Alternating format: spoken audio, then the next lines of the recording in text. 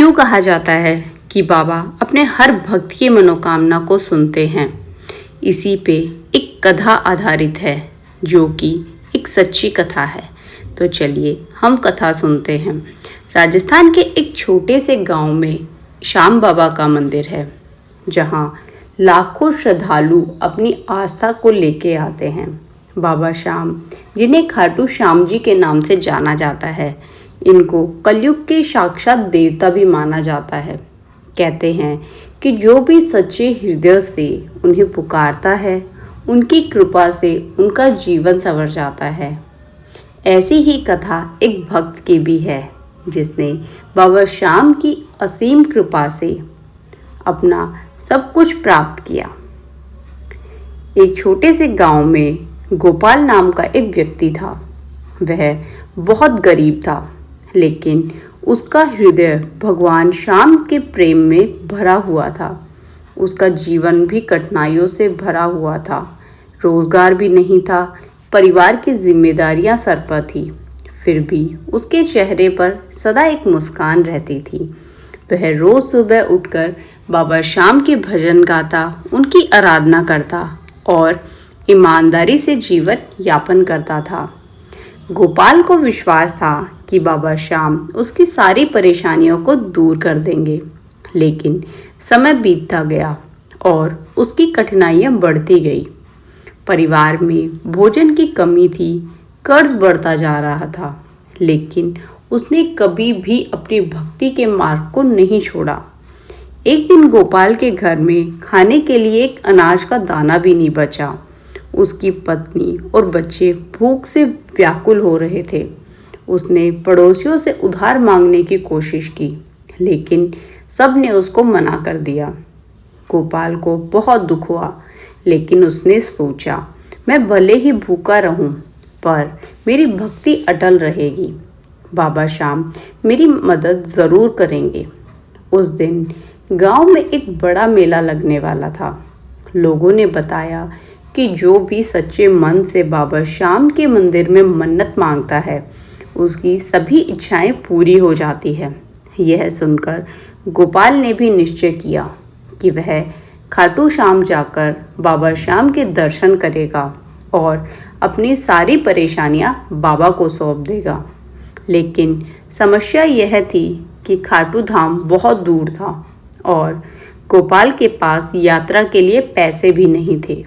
लेकिन उसने निर्णय किया कि वह पैदल ही बाबा के दरबार पहुंचेगा। उसकी भक्ति इतनी प्रबल थी कि वह बिना थके, बिना रुके चलता रहा। रास्ते में भूख और प्यास से कई बार गिरा, लेकिन वह हर बार उसने बाबा श्याम का नाम लिया और आगे बढ़ता गया।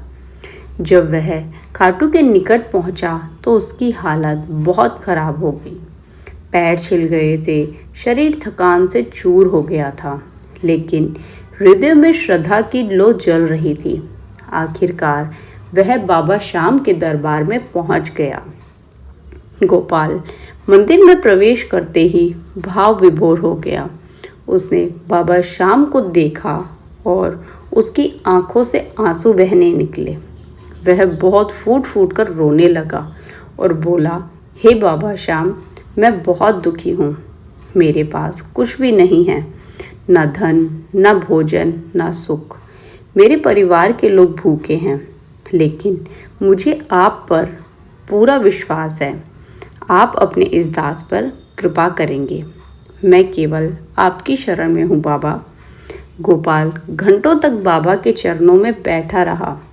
उसकी भक्ति इतनी प्रबल थी कि मंदिर में आए अन्य भक्त भी उसकी आस्था देखकर द्रवित हो गए। लेकिन बाबा श्याम ने गोपाल की पुकार सुनी थी।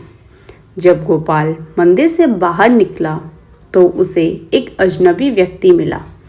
वह बहुत ही भव्य वस्त्र पहने हुआ था और उसके चेहरे पर दिव्यता झलक रही थी।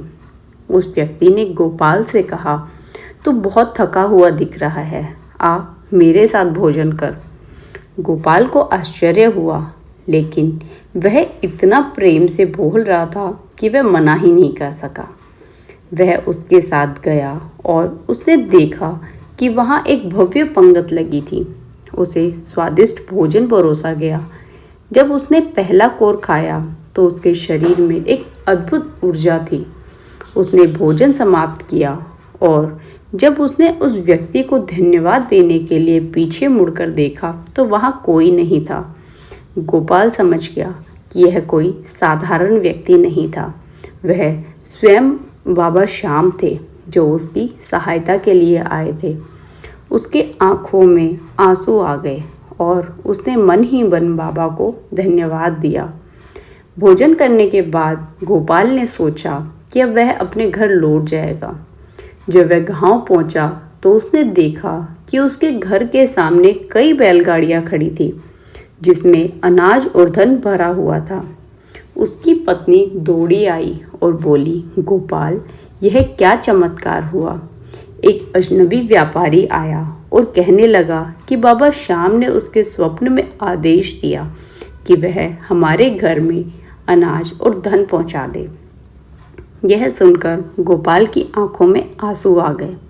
वह समझ गया कि बाबा श्याम ने उसकी सच्ची भक्ति को स्वीकार कर लिया और उसकी सभी समस्याएं दूर हो गई। गोपाल ने अपना पूरा जीवन बाबा श्याम की सेवा में लगा दिया। उसने ज़रूरतमंदों की सहायता करनी शुरू की और हर साल बाबा के पैदल यात्रा पर जाता और बाबा के दर्शन करता। उसकी भक्ति का फल यह हुआ कि वह न केवल सुखी हुआ बल्कि गांव के अन्य लोगों को भी भक्ति और सेवा का मार्ग दिखाने लगा। यह कथा हमें यह सीख देती है कि यदि हम सच्चे मन से बाबा श्याम की शरण में जाते हैं और पूरी श्रद्धा से उनकी भक्ति करते हैं तो वह हमें कभी निराश नहीं करते, चाहे कितना भी कठिनाइयाँ क्यों ना आ जाएं। बाबा श्याम की कृपा से सब ठीक हो जाता है। बोलो हारे के सहारे की जय।